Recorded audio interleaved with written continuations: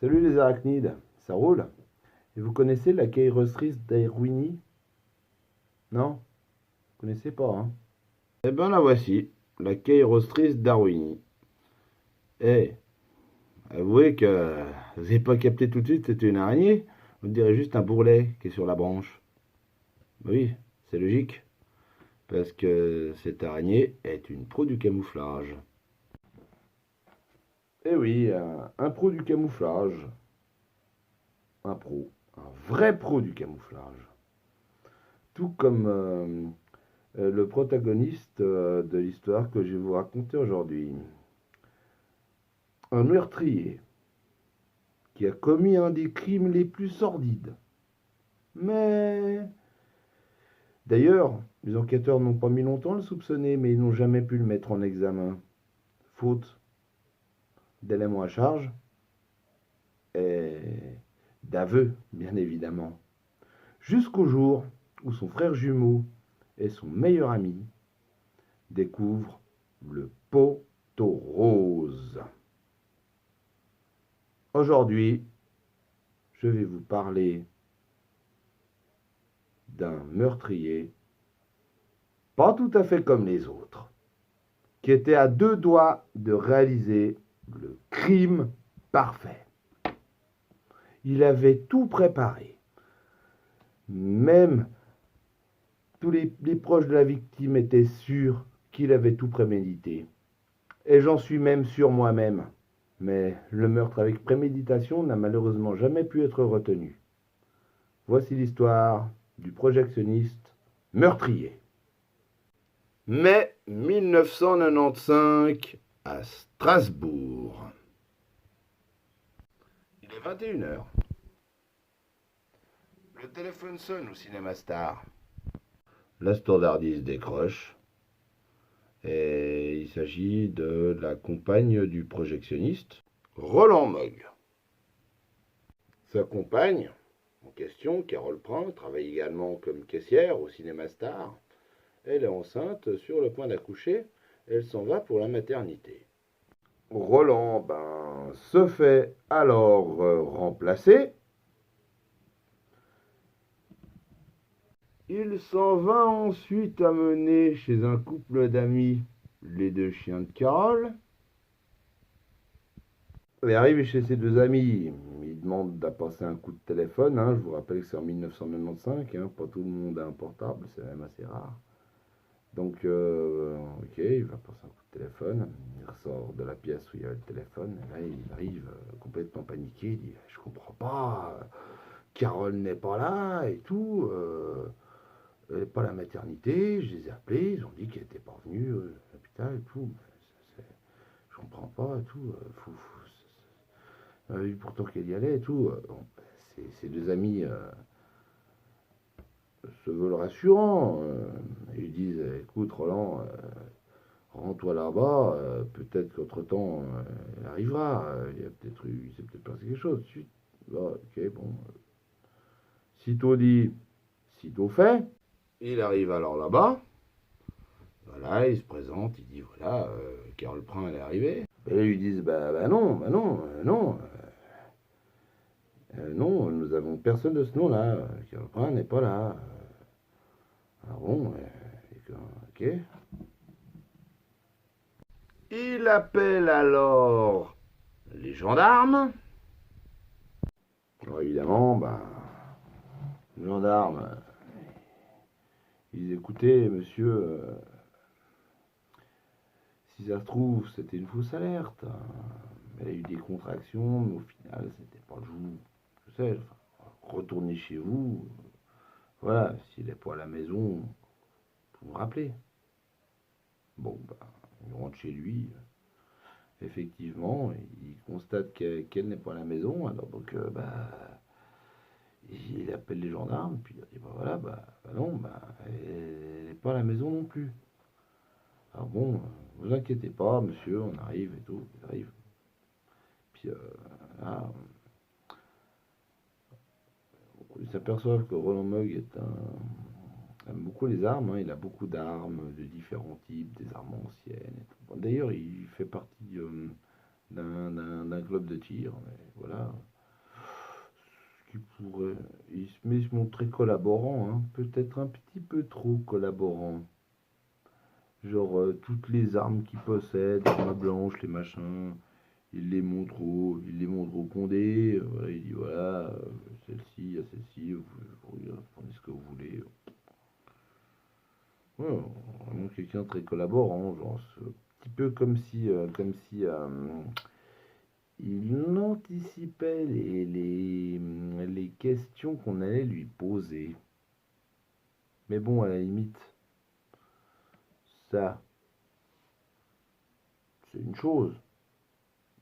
Il peut très bien être stressé, avoir peur qu'on le soupçonne. Mais là, un gendarme lui pose une question, mais une question tout à fait anodine, hein, une question qui est insignifiante. Il dit, est-ce que vous seriez disputé avec votre compagne? Et là, au lieu de répondre à cette question toute simple, hein, à laquelle il est, à mon avis, on n'a aucune difficulté à répondre si on n'a rien à se reprocher, que ça se soit y passé ou non d'ailleurs. Non, lui il dit rien. Il dit rien, il reste muet.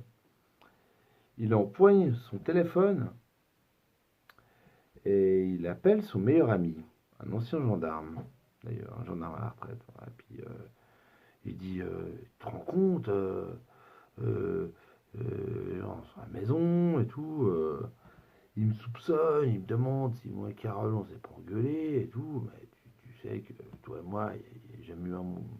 Carole et moi, dire pardon, excusez-moi, Carole et moi, dire il n'y a jamais eu un mot plus haut que l'autre, dire non, je comprends pas, c'est pas possible, tu sais bien, j'ai rien à voir là-dedans. Bon, je trouve ça quand même un peu étrange, mais bon, ils prennent sa déposition, puis le temps passe. L'histoire est toujours la même, hein. Ils allaient avoir un enfant, coup, avec Carole, et puis voilà, elle a accouché, et puis tout d'un coup elle a disparu, alors qu'il ne comprend pas pourquoi. À ce stade-là, aucune piste n'est à exclure, hein. Aucune piste n'est à exclure à ce stade. Ça peut être un enlèvement, hein, des enlèvements d'enfants, ça arrive parfois. Mais pourquoi ils auraient enlevé une femme enceinte? Non, ils auraient mieux fait d'attendre qu'elle aille accoucher. Et puis après, ben, tout simplement, ben, voilà. Mais non. Mais quoi qu'évidemment, aucune piste n'est à exclure. Évidemment, ils appellent toutes les maternités, tous les hôpitaux de la France, de centres hospitaliers. Voilà. Et non, bah, aucune femme n'a accouché sous le nom de Carole Prin, ni même sous X. Bon. L'histoire de Roland perd quand même quelques plumes. Prend un petit coup dans l'aile, là, lorsqu'il avoue que cet enfant, eh ben, c'était un accident. En deux mots, il ne voulait pas. Il ne voulait pas. Mais Carole, elle, en voulait. Car voyez-vous, elle se croyait stérile. Alors que pour elle, les enfants, c'était très important. Elle pensait jamais qu'elle pourrait avoir des enfants. Elle se croyait stérile, et pareil, le couple n'a pas pris de précaution. Et finalement, ben, elle a eu un enfant à venir. Mais c'était inespéré pour elle, c'était quelque chose d'inespéré, vous ne pouvez pas savoir. C'est d'autant plus sordide qu'il a tué une femme, finalement, à l'apogée de son bonheur. Même si, et d'ailleurs, c'est un peu la suite de l'histoire,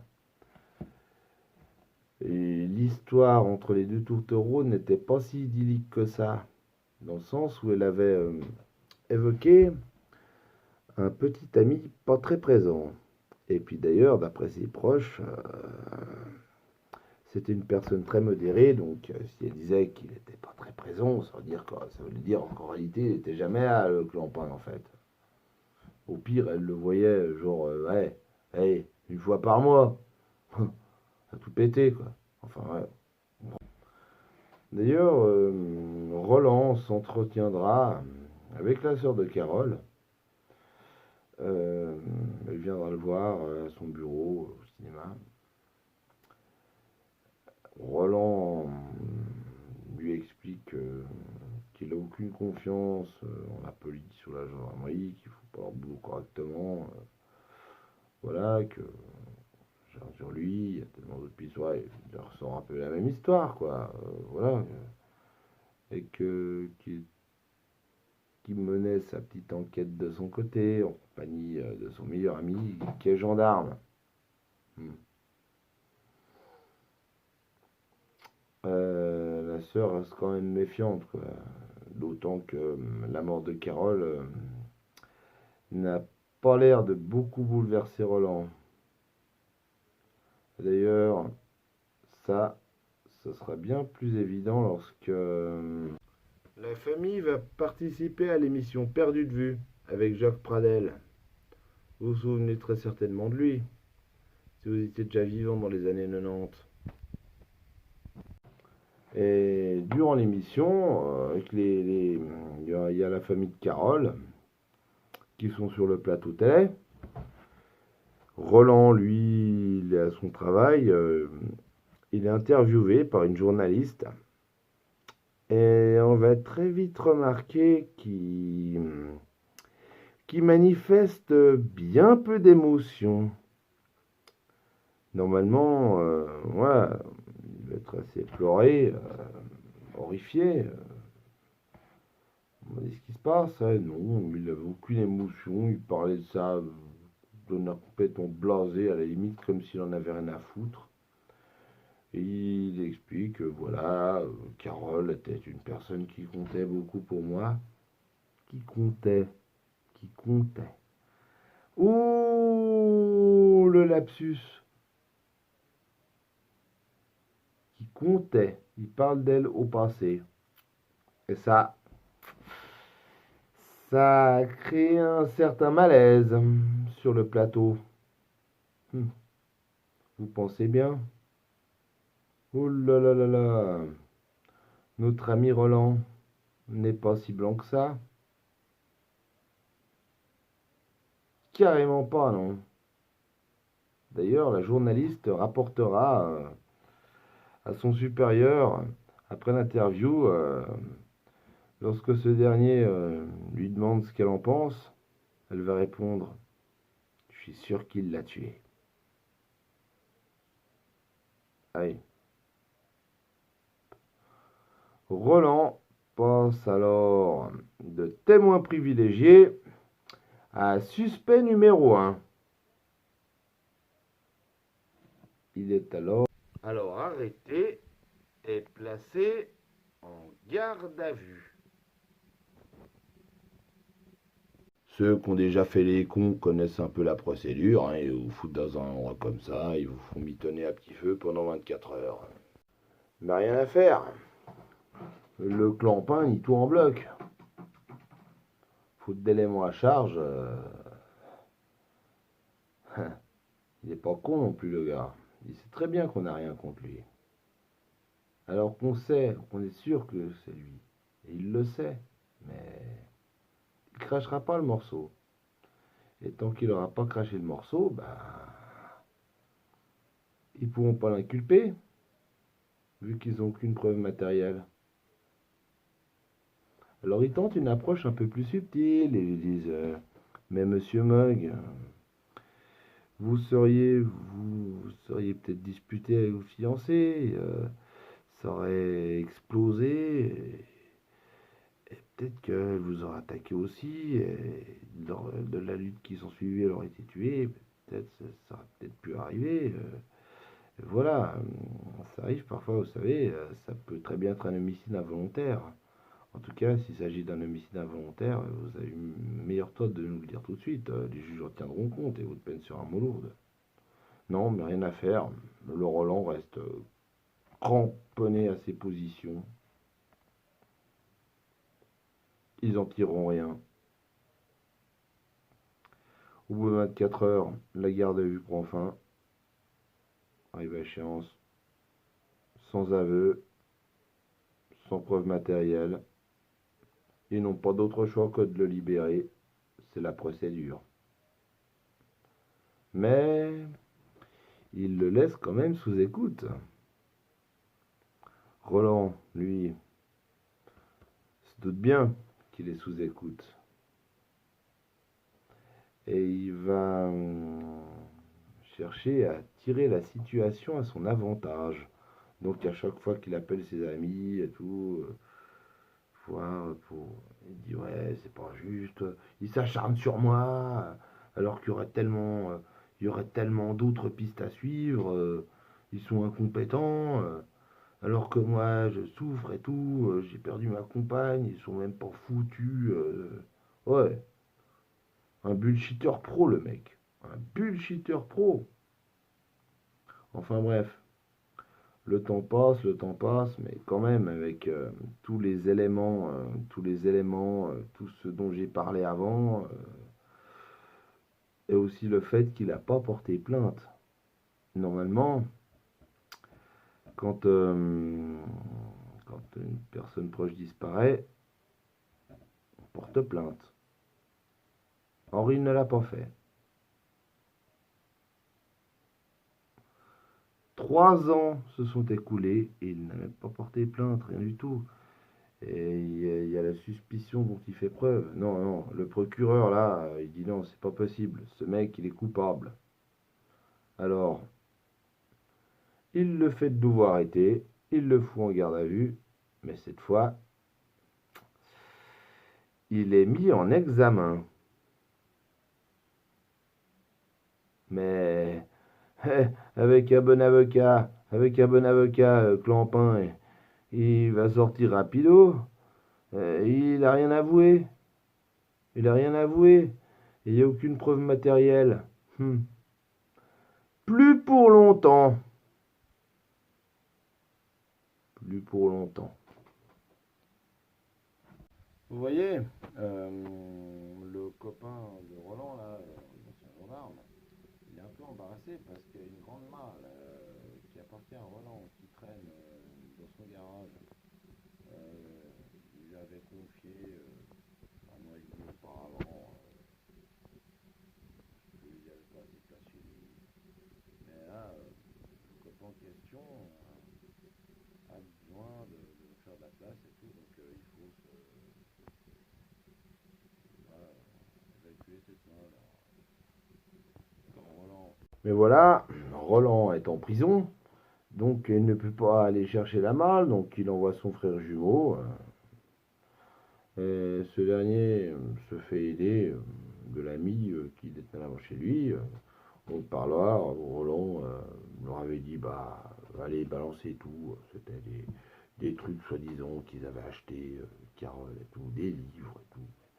Mais le gendarme trouvait que c'était quand même l'ancien gendarme là, le copain Roland, trouvait que c'était quand même un peu léger, vous voyez, pour des livres. Et puis bon, ils arrivent à la déchetterie est fermée. Le gendarme et puis Danny, curieux, ils prennent une grosse pince, ils coupent le cadenas. Après, il ouvre. Ils voient des sacs poubelles, ils en percent un, et là sort une odeur nauséabonde. Et le pote, il plonge sa main, il sort un os. Il dit tiens, il y a un os de lapin là-dedans, Danny. Mais c'était pas un os de lapin, c'était beaucoup trop gros. Et ils ont regardé, et là ils ont trouvé des cheveux. Horrifiés, les mecs abandonnent la malle et se tirent, noyer leur frayeur dans l'alcool au bar du coin. Mais 5 jours plus tard, ils se reconnectent avec la gravité de leur découverte. Et là, le pote, il appelle Danny et il dit écoute, Danny, on peut pas laisser ça comme ça. Euh, c'est ton frère, Roland. C'est ton frère, Danny. Pardon, c'est à toi, c'est toi qui dois aller voir un juge.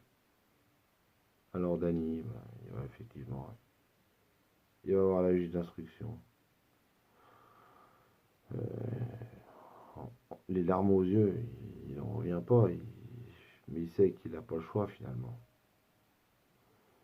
Et voilà, il dit, ah, j'ai des révélations à vous faire et tout. Et puis, voilà, voilà, je sais où est Carole.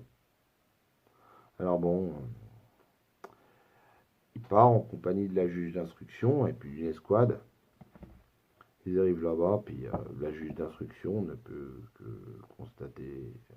Hein, l'autopsie confirmera qu'il s'agit bien de Carole Prin. Et il y a un petit squelette à côté qui était celui d'un bébé. Puis au final, les ADN, c'était bien le fils de Roland. Voilà.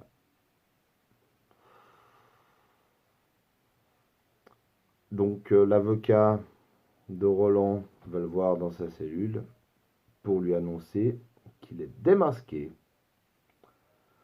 Alors là, Roland, il essaye, il se dit, ben voilà, maintenant ils sauront tout. Il essaye d'émettre la thèse de l'accident. Il veut faire passer le truc pour un accident. Parce qu'en fait, voyez-vous, il est constaté lors de l'autopsie que Carole a été tuée d'une balle dans la tête, au niveau de l'occiput. Et voilà, en arrière d'ailleurs, ce genre de meurtre est souvent la signature de proches qui n'ont pas le courage de regarder leur victime en face. Enfin bref, donc voilà, il dit voilà, j'étais en train de déplacer une armoire, il a inventé une histoire à la con, un truc complètement fou. Et puis j'avais pris mon pistolet parce que comme j'avais dit avant, il avait un permis de détention d'armes. Et il faisait partie d'un club de tir. Il aurait pris son revolver, 357 Magnum, et et le coup serait parti alors que le revolver était. Ouais, le coup est parti, quoi. Il a pris le revolver comme ça, et puis sans le faire exprès, il le tenait comme ça pour dégager un truc, et puis le coup serait parti, puis Carole aurait pris la balle en plein dans l'occiput.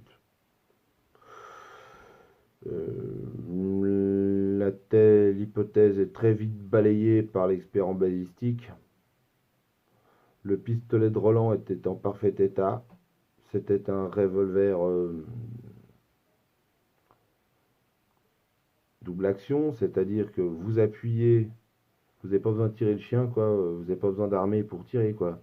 Vous appuyez, ça part comme sur un pistolet semi-automatique. Voilà, double action. Voilà, un joli modèle, comme vous voyez. Et voilà, c'est un. Ouais, mais le pistolet était en excellent état, il n'y avait aucun problème, il fallait appuyer fermement sur les gâchettes pour que le coup parte. Et ce n'est pas tout, il a tiré sur Carole à bout portant. Et la balistique, c'est une science exacte. La thèse de l'accident, mon cul, homicide volontaire. Maintenant, il s'agit de définir s'il s'agit d'un simple meurtre ou d'un assassinat. Malheureusement, alors qu'on est à peu près sûr qu'il a tout prémédité, la thèse de l'assassinat ne sera pas retenue. Cependant, il s'est retrouvé en cour d'assises pour meurtre. Et l'avocat général a requis la réclusion criminelle à perpétuité avec 20 ans de sûreté, la plus lourde peine. Finalement, il sera condamné à la réclusion criminelle à perpétuité avec 15 ans de sûreté, soit moins que ce qu'avait requis l'avocat général. Très probablement que, selon d'ailleurs l'appui de son frère, Roland était pas forcément un monstre dans l'absolu, mais une personne qui a dérapé. Enfin, c'était sa version des faits, c'est ce qu'il disait. Moi, à titre personnel, je trouve que ce qu'il a fait, c'est quand même monstrueux. D'ailleurs, la Cour a quand même retenu le fait qui s'en est pris une personne vulnérable. Alors bon, ils n'ont pas pu retenir la préméditation, mais ils ont quand même retenu meurtre sur une personne vulnérable, en l'occurrence une femme enceinte. Parce qu'en France, il y a une jurisprudence qui empêche que c'est pas que à partir du moment où une personne n'est pas encore née, ce elle n'est pas considérée comme une personne, donc ce n'est pas un homicide. Cependant, comme j'ai dit avant, c'est pour éviter les problèmes liés notamment aux erreurs médicales. Ça serait aux États-Unis. Aux États-Unis, par contre, alors là, vous tombez pour meurtre. Voilà. Donc, durant son séjour en prison, Roland Mogg a continué son cinéma en réparant des bandes vidéo. Euh, Maintenant, il est en liberté. Il paraît qu'il est passionné de synthétiseurs et de musique électronique.